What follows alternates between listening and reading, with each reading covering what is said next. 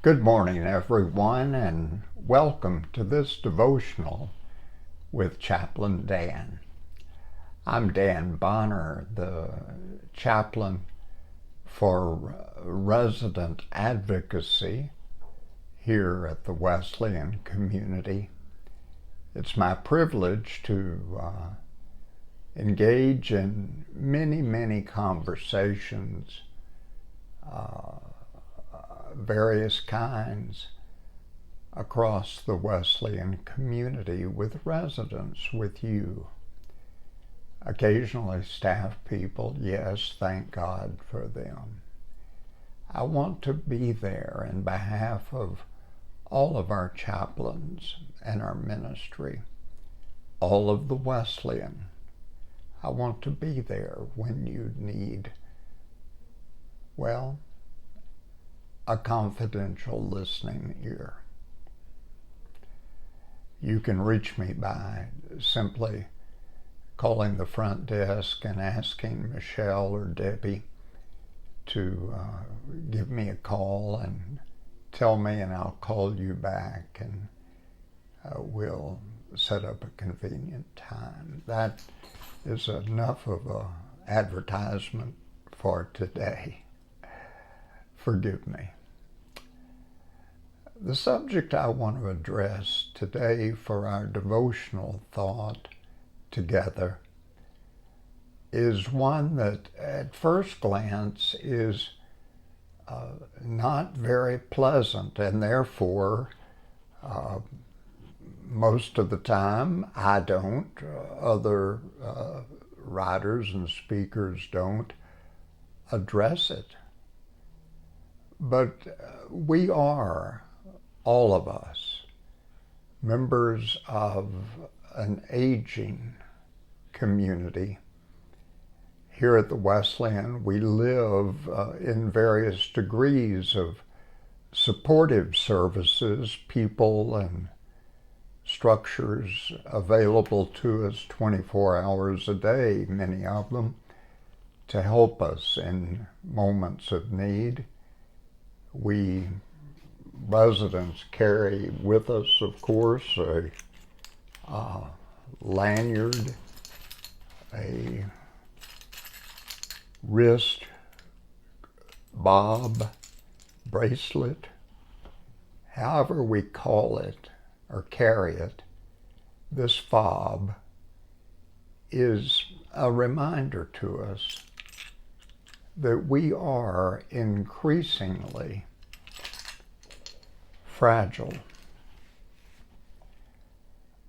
one way or another. And we don't like to face that. We don't like to think about that most of the time.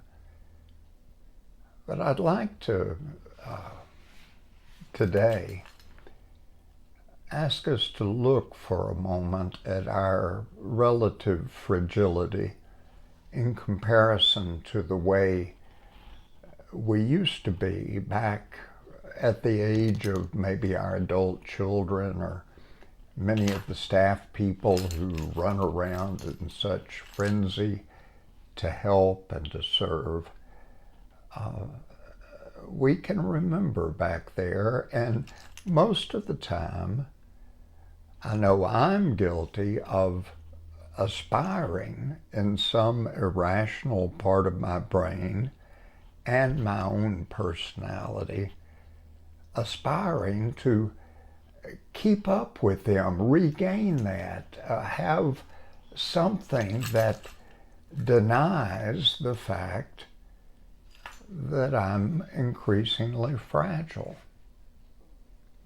When I go into the dining room to get supper to bring back for me and Sue, it's the East independent living dining room specifically. I find a whole row at the entrance, a whole row, sometimes 5, 6, 7, very attractive, very sturdy walkers that assist residents to get from their apartments to the dining room. And then they walk in that short distance and enjoy a good meal. But the walkers are necessary signs of these persons' fragility, being fragile. In that case, physically. There are other kinds of fragility, emotional, even for many of us at times, spiritual fragility, where we just don't know how to keep carrying the burdens that we feel. Richard Rohr, who is a fairly well-known spiritualist and writer, guide for many, is a Franciscan priest. I read his internet devotionals every morning as part of my time of prayer and reflection at the start of the day. And recently, Richard wrote about what he calls the shadow side of our lives, the shadow side of our lives. That's an interesting term. And he guides us in that devotional to the prophet Ezekiel. Now, Ezekiel may not be your favorite reading. There are some pretty glaring challenges to us in that brief book. It is one of the what are called minor prophets near the end of the Hebrew Scriptures, or as we know them, the Old Testament. But he points to several verses together in a story from Ezekiel, beginning with the 8th verse of the 2nd chapter and reading on to the 10th verse of the 3rd chapter. It's pretty clear and straightforward language about living with, how to live with, as God's people, our fragility. And by God's grace, to turn that fragility into faithfulness, strengthening our faith, not by denying it, but by embracing it as part of what God has walked us through. Well, I'm interpreting before I read the story. Let me take you to probably 2,500 years ago, when Ezekiel wrote to a dispersed Judaism. Jerusalem had fallen.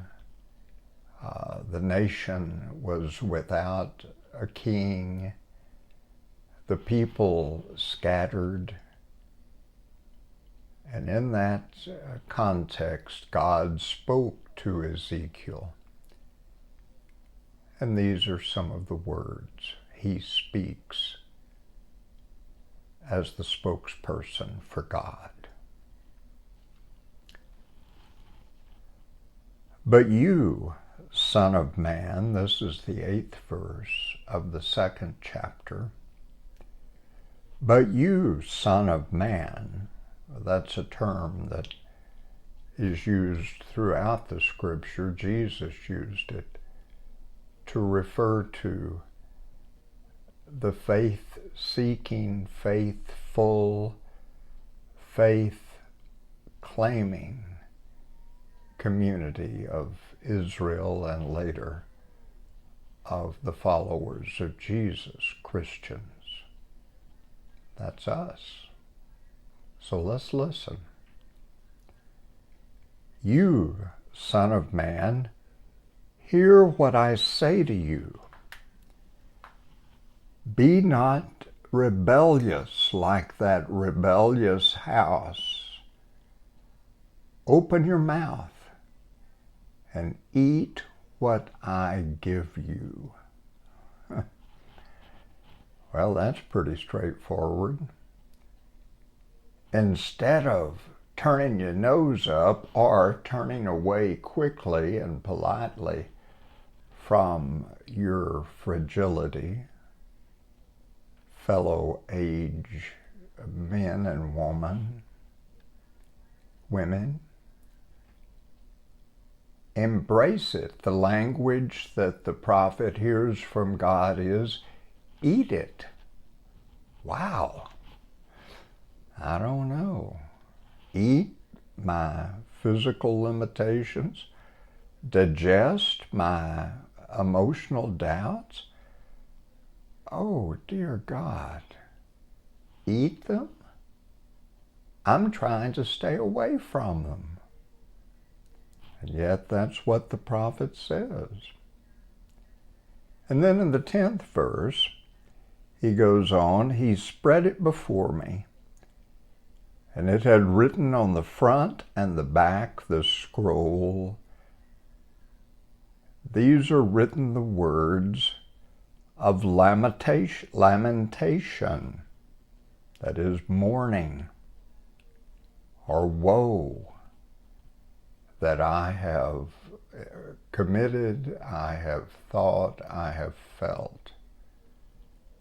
Lamentations, mournings, grievings, woe, misdeeds of my past. Eat them, he said. Eat what is offered to you here. Eat this scroll of your limited and faithless behavior. Eat this scroll of your physical limitations at this age. Eat and embrace, be nurtured by the food of your brokenness. Yeah, now we're in it. And then you'll be freed and empowered to go even and speak to the house of Israel, the prophet says. We might interpret that as you'll be freed to live with who you are at this stage and continue as God's faithful man or woman under the power of Jesus Christ. And then a word of hope concludes. Then I ate it, in the 3rd verse of the 3rd chapter. Then I ate the scroll, and it was in my mouth as sweet as honey. Wow. My limitations, my physical ailments, debilities, challenges, made sweet by the Lord's grace and guidance with us. We have, if you will, not just earthly walkers to get around, or in my case, an electric scooter, but we have spiritual assistance to live these days fully and joyfully. a close friend, member of Susan, my church, shared with us after a visit with her aging and physically frail mother who lived some distance away. She came back and was talking. I asked her if I could share this, and she said sure. Her mother, 96 and blind now, 96 and unable to move around without assistance, 96 and sometimes depressed. Her mother has grown from that, my friend said, to embrace who she is by remembering how God has blessed her over her whole life. Think about that. We are freed to remember the God who we say and claim is with us, feeding us. That God has been with us a mighty long time. And the best news, my friends, the very best news is that aging's shadow sides, our weaknesses, our doubts, our fears, when redemptively digested, claimed, embraced, can be redemptive. That subject, as penetrating and challenging as it is, I hope you'll reflect on. Our weaknesses in God's hands can give us, if we will embrace them, hope and strength for this day and for every day ahead. Thanks be to God. I'll see you next time. Enjoy the rest of this day and live and think and pray, Lord, feed me that my weaknesses might become not enemies or curses, but the means of your grace, because you're with us, carrying us. Thanks be to God. I'll see you soon.